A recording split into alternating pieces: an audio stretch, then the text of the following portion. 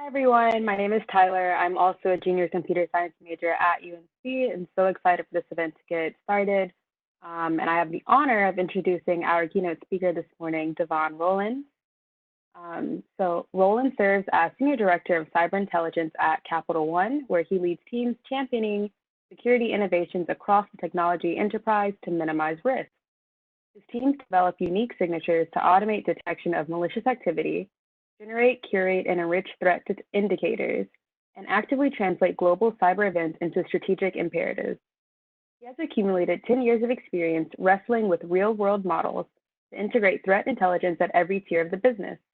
His previous forays as consultant for Ernst& Young and engineer at MITRE reflect his personal philosophy of storytelling as part of the toolset available to cybersecurity practitioners.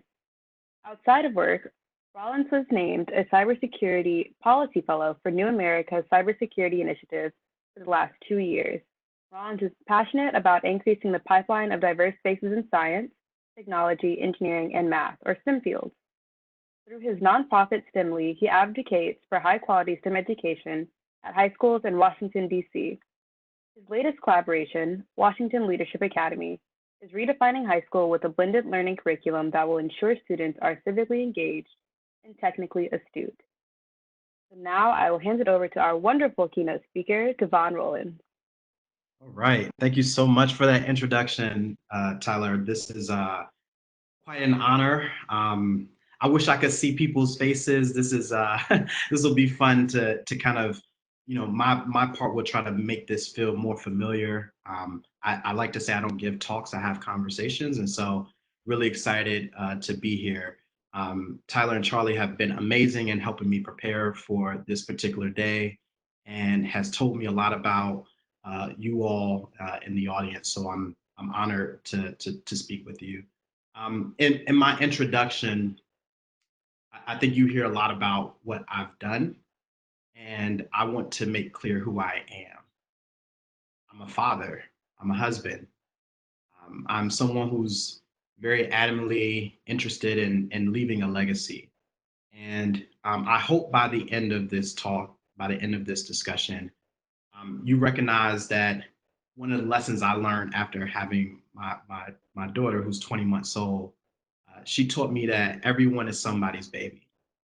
And if you kind of look around the world right now, you see people who are very different from you.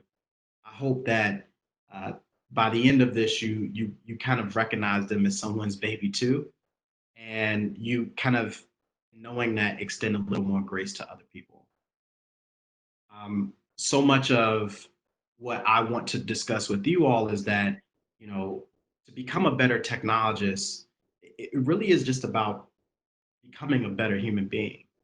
And, so much of our focus in this space, particularly in the STEM fields, tend to really hearken to learning the hard skill sets, right? Like I need to learn, bubble sort algorithm, or I need to, be able to manipulate, data using arrays, or name your favorite data structure.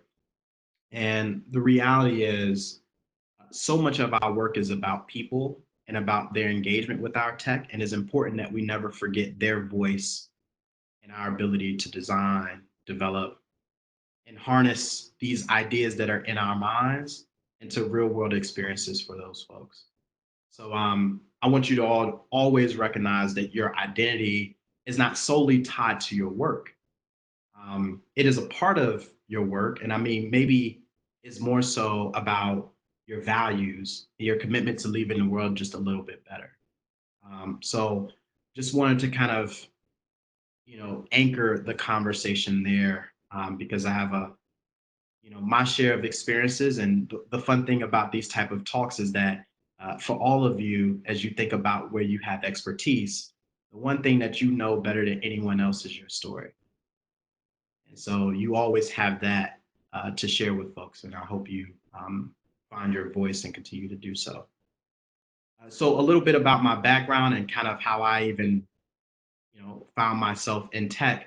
I, am from Portsmouth, Virginia. If you aren't familiar with the city, it is part of the 7 cities in the Tidewater region of Virginia.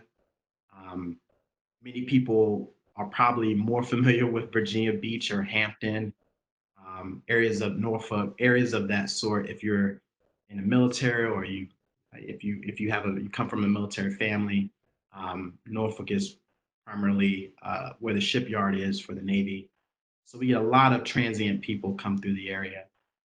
I'd also say that Portsmouth, Virginia is uh, technologically deprived. I didn't go to school and have any access to computer science education whatsoever.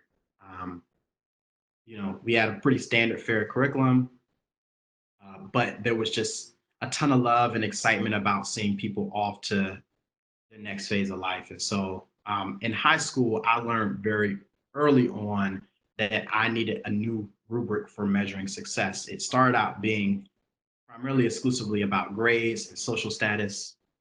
And as a football player, I was very, very good, but very undersized.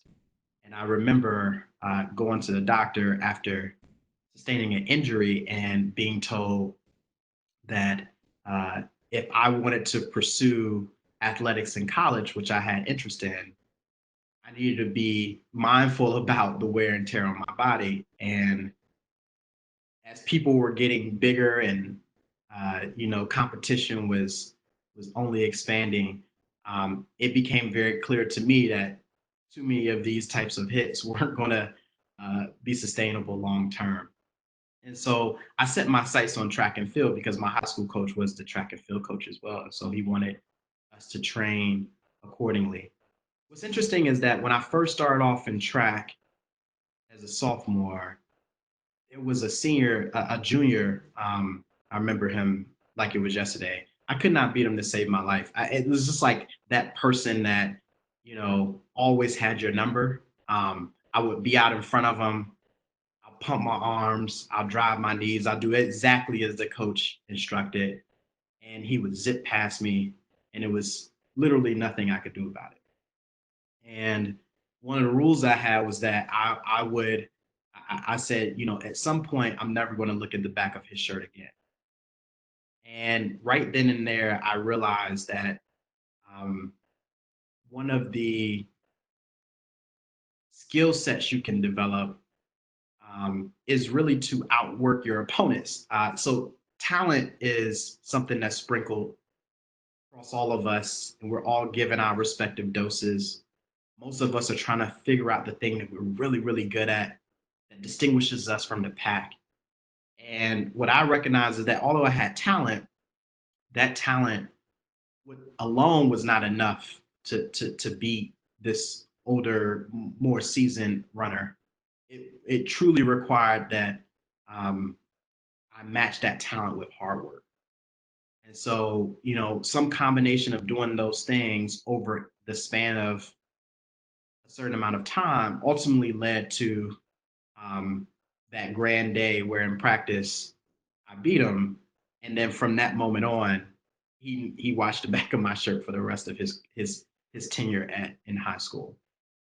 And so for me, that stays with me to this day, and is instructional for how I uh, attacked college, so to speak. So I was a student athlete. I went to North Carolina A&T State University, which is right up the street from you all. I was a track and field athlete, so I came to school on scholarship, and I decided I wanted to be a computer scientist, and so I majored in CS without any experience in the space. The extent of my experience was helping my family as the resident IT person. I literally help troubleshoot all of their issues with a computer by reading the help files associated with the operating system. And so that was my primary way of learning how to navigate a computer. And if you all are like me or you have a similar family structure, when you open up the terminal, people get really excited. They think there's some wizardry around your abilities. And so it's quite interesting to kind of decide what you want to major in based on that limited set of information. But I dove in, and I recall my first class where they even started kind of proposing this idea of software development, and I being completely kind of starstruck at this idea that you could manipulate a machine to do your bidding. Not only that, like the language required to do so is somewhat familiar, right? Like there's terminology there that I recognize, but then there's a bunch of it that was completely foreign to me. And so, as a freshman, I say I kind of fumbled forward. Like I had to balance both being a student athlete, so getting up at 5 in the morning to run, and then go to class, and then I had practice, and then I would go back to class, and then depending on which day it was, I would have weightlifting as well. And so it was just this very regimented approach to school. And it's funny how those things still inform much of how I operate today.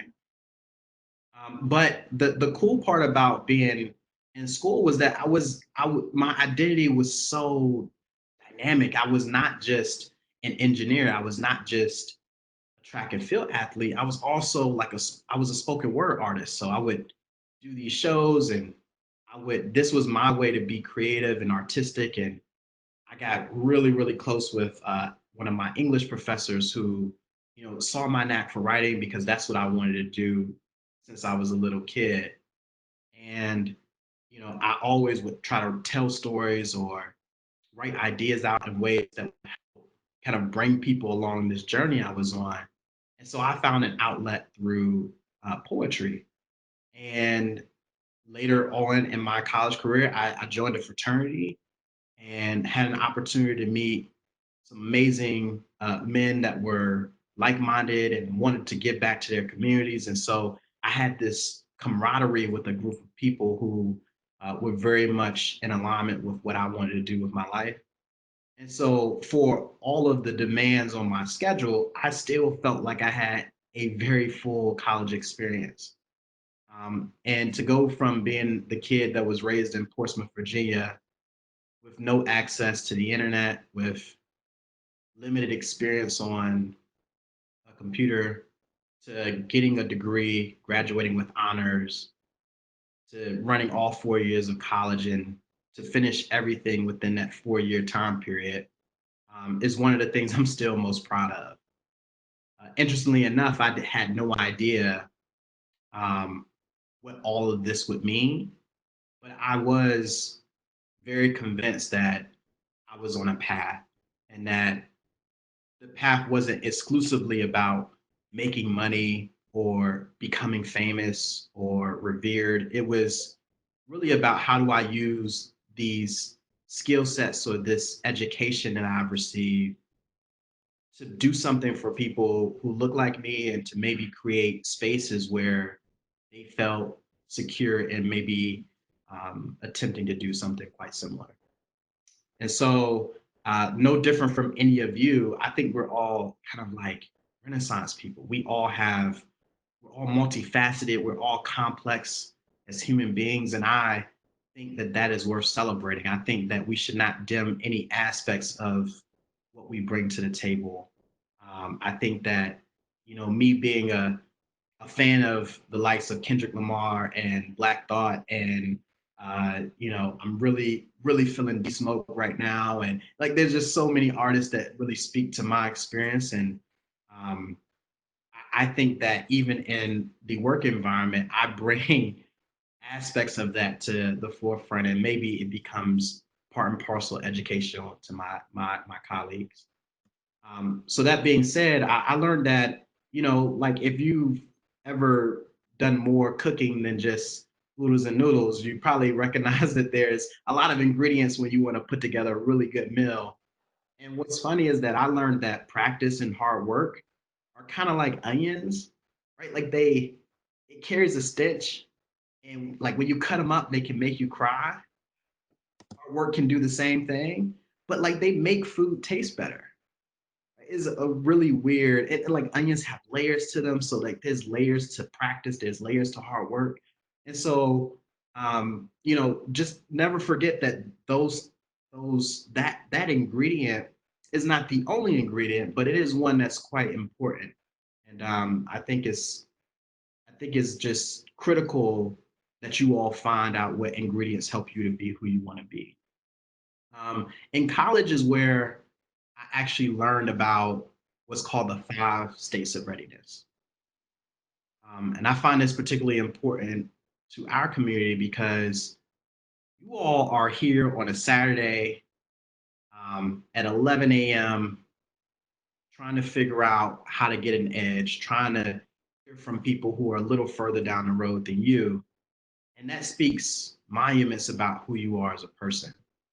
It means that you're willing to do the work when no one's looking. And that's particularly important as we work through and live through a global pandemic. One of the things I believe is that in the 5 states of readiness, it means how do you account for yourself as a whole person? This being your mental well being, your physical, emotional, spiritual, and financial well being. So, looking at again, mental, physical, spiritual, financial, and emotional. If you think about those 5 constructs and you say you have goals in each one, when you come up short, say, hey, I didn't get the promotion I really, really wanted, but maybe I have a faster mile time than I've ever had before. You don't ever feel stagnant because you're really looking across the spectrum of your goals and you find that you're making progress in different spaces. And that has been a godsend to me because I am often always trying to make progress in my career, but I don't want that to supersede my physical well-being. So in the mornings I get up, I have a regiment where I work out in the mornings.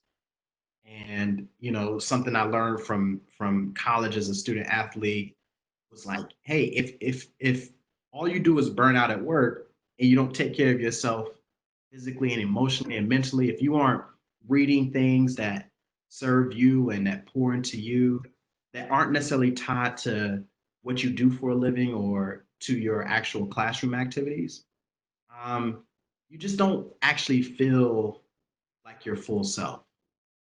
And I like to serve all parts of me. And so, again, I just encourage you all to think across all aspects of who you are and make sure you're taking care of yourself in every way.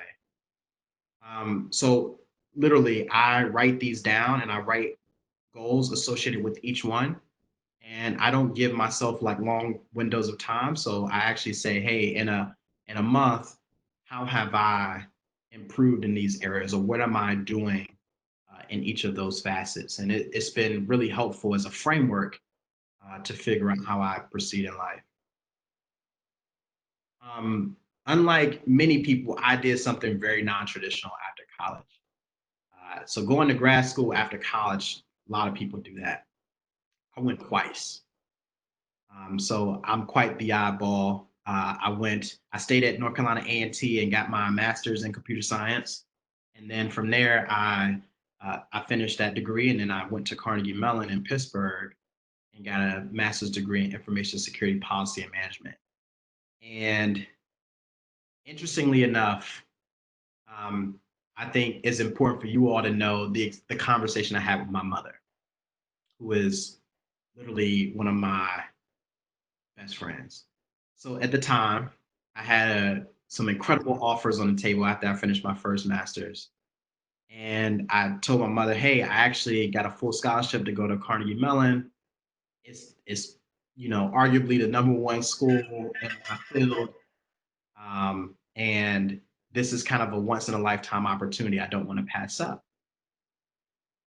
Juxtapose that with, a mom who is looking out for the best interests of her son and who has the entirety of her life worked for the government in contracting.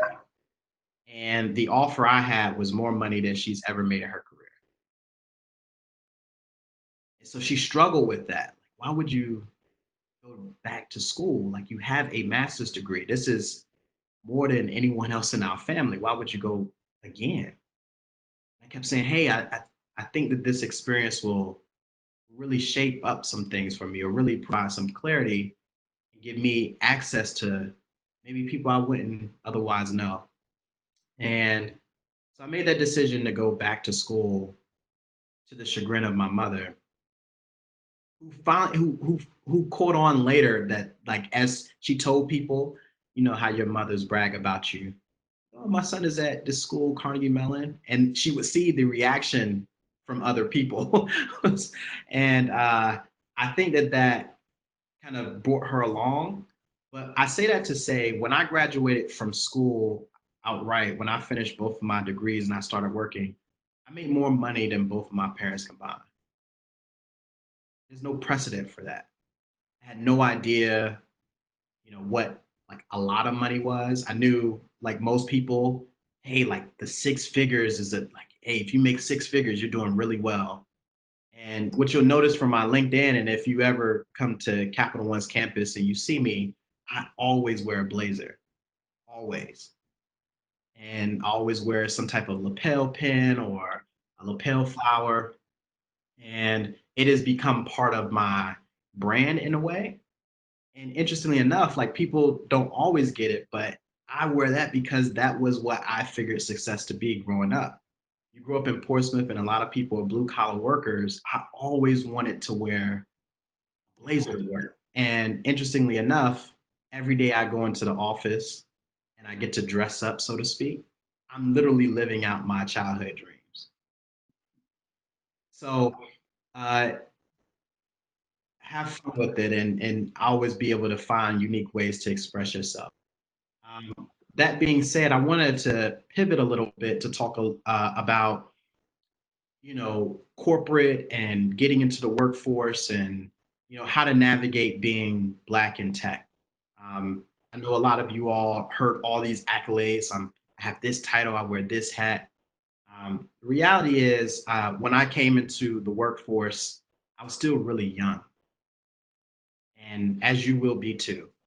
And what I learned really quickly is that age is just how long you've been on the road, not how far you've traveled.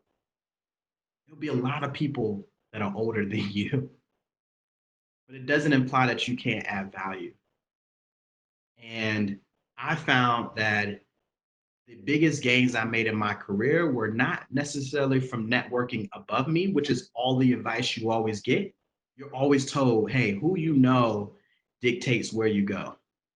And naturally, especially in our communities, because we're always trying to get up each rung of the ladder, we look above us and say, okay, who can be a mentor? Who can be a sponsor? All those are really good people to have in your corner. What I would like to say to this group is think about how you network with each other.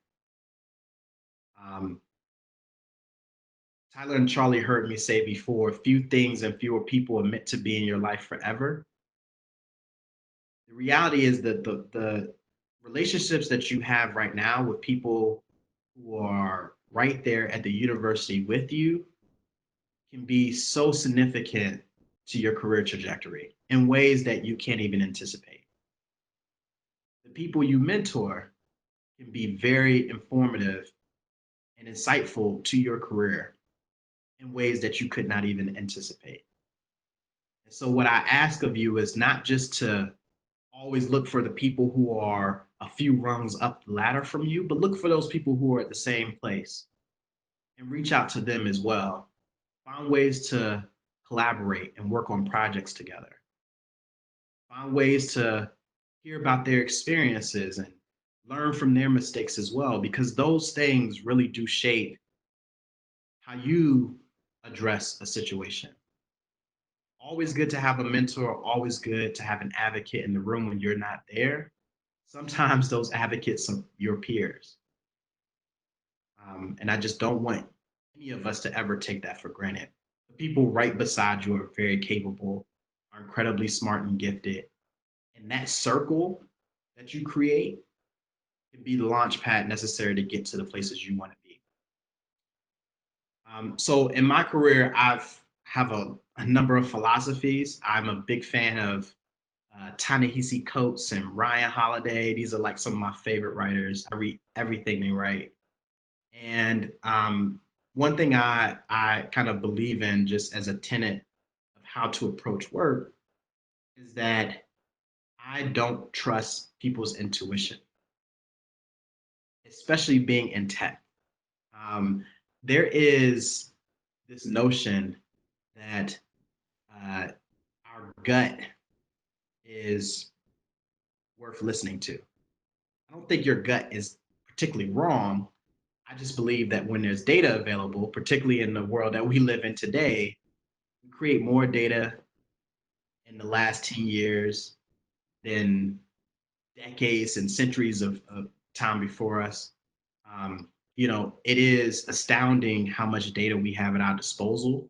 I mean, right now, some of you probably have on Apple Watches or Fitbits or something that is an active tracker of your movements throughout the day.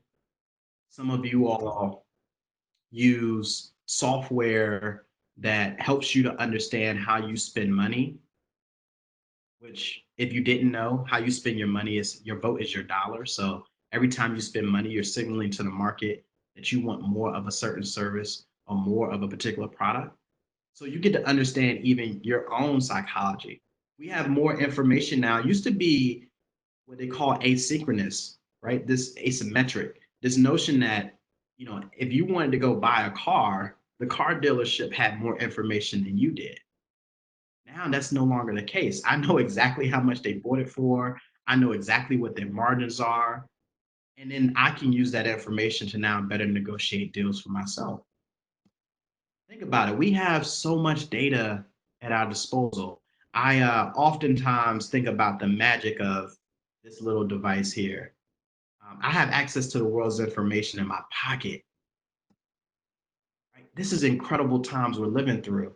And so, with that, I would encourage you all to let data be your North Star. Let data help inform what that North Star is. Uh, what's interesting is that I have this uh, maturity curve that I work through with my teams. We are through my program. So we are a team, right? I lead teams. All of us want to be part of teams. Teams are groups of individuals with different skill sets who come together and are purposed to execute a mission or solve a problem. You all work in teams every day. In corporate, there's a difference between a team and a program. A program is actually teams that collect, organize, and measure their data. It's different. You collect, organize, and measure your data, it means that data is driving your strategic roadmap, not just people's intuition. And then lastly, what I hope to create after becoming a program is to be a platform. And platforms are two-pronged. Platforms are both people-centric, right? So this idea that if we build really cool tech, if we build services that are leveraged by many in the enterprise, that story is not just mine as the leader of the program. That story belongs to everyone on the program. It belongs to everyone on the team. And so no matter how junior you are, you get to see and know how you're adding value. And then you get ownership of the story as well. And so that becomes important because now there's a stage that's set. Now everyone can go out and share the good news of the work that's happening within our organization. The second prong of the platform is the data platform.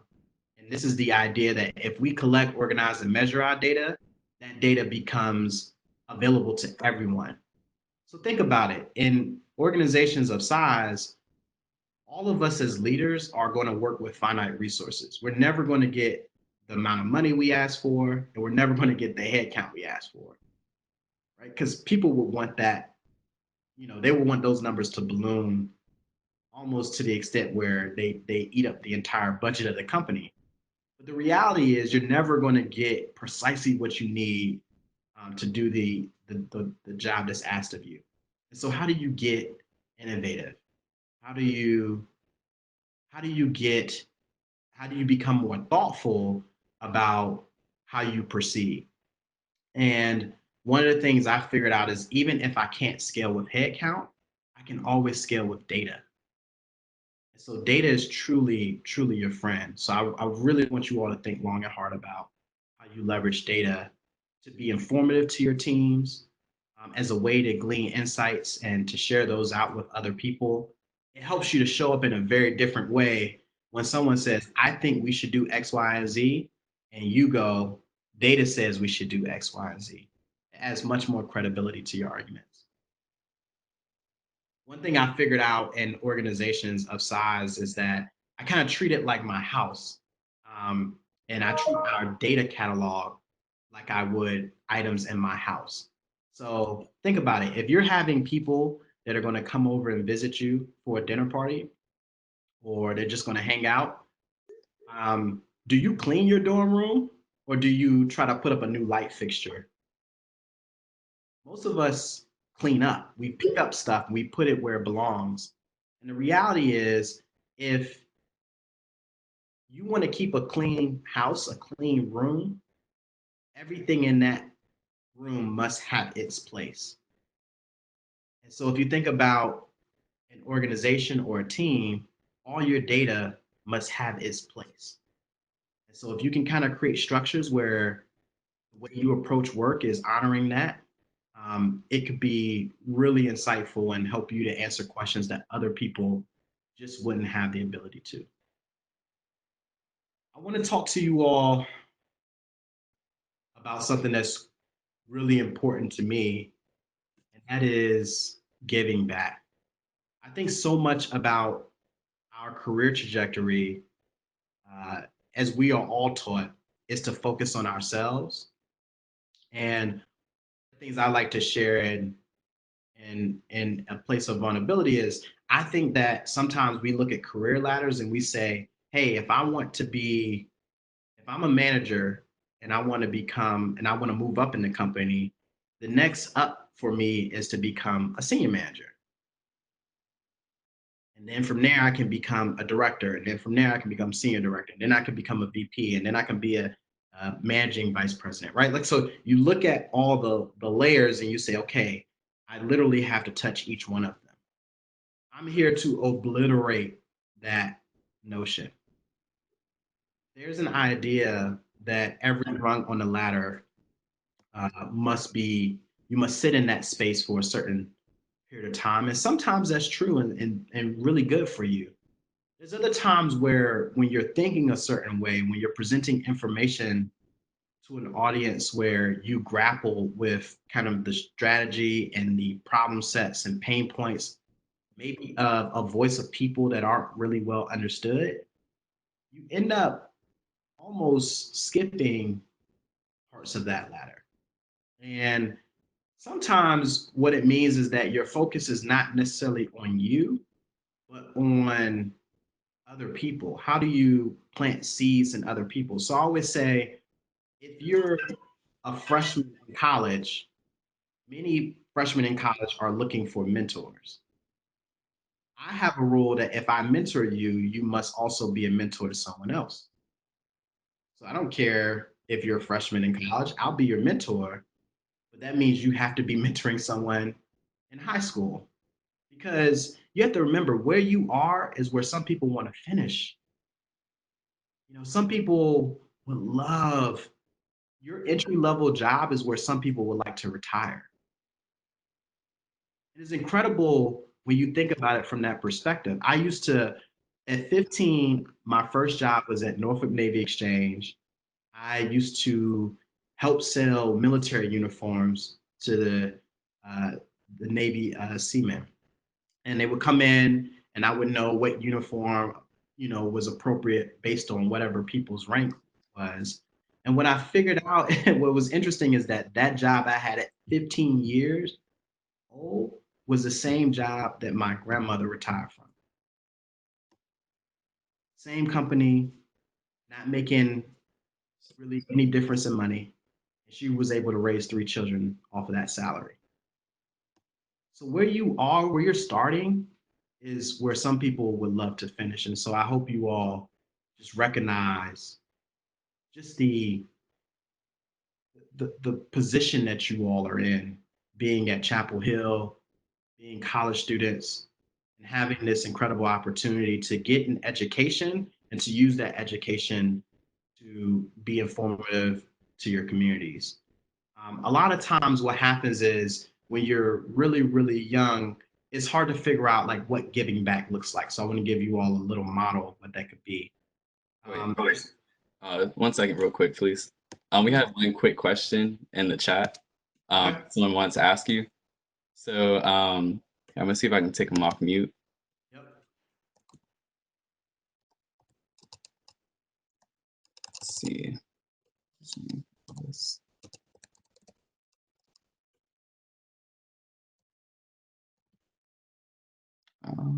Trying to see. I think I'm having a hard time taking him off mute. But Okay. his question is, he wanted to know, like, what are some tips and tricks to mimic the same schedule and regiment and discipline that you had being an athlete, whether that be in other sports, extracurriculars, or academics? Yeah, I think the real trick is just to be present in whatever it is that you're doing at that time. I think we all unfortunately try to multitask, and it's not really healthy. And truthfully, all the studies in neuroscience says that we really suck at it. And so the reality is, if you have a lot of demands on your schedule, the goal is to say, hey, I'm dedicating an hour to working out. Be very present and thoughtful about working out. Exclusively concentrate on doing those things. And then when you move on to the next task in your, in your day, you focus then on whatever that is. I also believe that the machine, and so we're creatures of habit, and so you have to treat this like training. So you have to do the thing that's uncomfortable, and it won't feel great, but growth only happens under tension and discomfort. There's no other way to grow physically or to grow mentally. And so that discomfort is actually a good sign to you that you're doing something that's really stretching your capabilities. Lastly, I would say forgive yourself for what you don't know. I find that we far too often will say, "Oh my gosh, I wish I missed this workout, or I didn't read this book, and I should have did X, Y, and Z." It's just forgive yourself and then go do what you need to do. Unfortunately, we're in some instances kinder or more kind to other people than we are to ourselves, and I just think it's important to extend that grace to you as well. Thank you. Tyler, did you want to ask one of the other questions we have pre-prepared? I know that we kind of ran a little over time into the panelist Yeah. session. So we collected a couple of questions ahead of time, just to make sure people sort of got a full understanding of what you did. Because one of the goals of AfroPix is not only introducing people, inspiration, and tools for navigating this world, but also to sort of get a broader experience and understanding of different opportunities. And so, Devon, we were hoping you could sort of explain a little bit about what Senior Director of Cyber Intelligence really means. Like you mentioned, we all like kind of hear the fancy title and we're like, oh, like look at him, but we don't all actually know exactly what that means and what that entails. So we'd love to hear more about your personal experience in your professional role. Absolutely. So I lead 3 teams. My focus is on understanding all cyber-related threats to Capital One. So as you all know, there's people actively trying to bypass the security controls we have in place at the bank, and either trying to access sensitive data that we house within our network, or they're trying to defraud our customers in some manner. And so our job is to understand tools that they use, so that being malicious software, that being like credential stuffing, brute forcing tools, that being, you know, any of those capabilities that are part of the criminal ecosystem. It is understanding the techniques that they leverage. So to bypass, to exploit a vulnerability in a piece of software, there's certain signatures that we actively see, behaviors that show up in the environment and the log files themselves. Our job is to create automated tooling to be able to identify that activity, and then alert the responsible parties to mitigate that threat.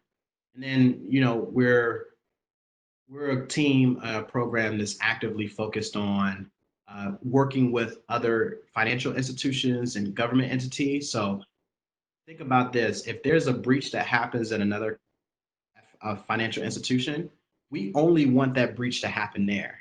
We never want that to propagate across the rest of the industry. And so there's a lot of information sharing that happens. Where we say, hey, we saw this attempted attack against us. We successfully blocked it, but it came from these IP addresses and they dropped this particular file. And so here's the hash value of that file. We pass it along to different communities such that they can scan their environments to see if they've seen similar types of activity. And so we manage all of that as well. All right, that's awesome. It's coming up on 11:51, so it's about time for our break in between our two sessions. But Devon, is there any resources that you have available that you'd like to share with everyone, or any ways that people could connect with you if they have any additional questions? Sure. Like feel free to reach out on LinkedIn. I'm definitely active there. I would just like to remind you all, like in terms of your values and giving back, just remember time, talent, and treasure. Right. Sometimes when you're younger, you have a lot of time and talent, but you don't have a lot of treasure yet. And so remember that time and talent really do matter, and offer that willingly. And then as you get older and you progress in your career, you have families, you have other demands on your schedule, you're gonna have less time. You're gonna still have a lot of experience and talent, but you're gonna have a lot more treasure. And so maybe figuring out how you use your money to support initiatives or organizations that add value and produce more goodwill in the world. So just want to make sure you all are thinking about the long game. It's just so important that you all continue to just envision and imagine yourself, not just as college students, but there's so much more greatness and goodness that you all are going to pump in the world. I'm just excited to be a part of it. All right, thank you so much, Devon. This is a wonderful Devon, keynote. there's some love for you in the chat too. I don't know if you saw what Favor put in there, but they said, thank you. This was so insightful and I'm really grateful for this. God bless you. That was from Favor. And Brandy, we've got lots of love coming into you. So thank you. Well, I appreciate it. Thank you all for having me, and wish you all the best. Thank you so much, Devon.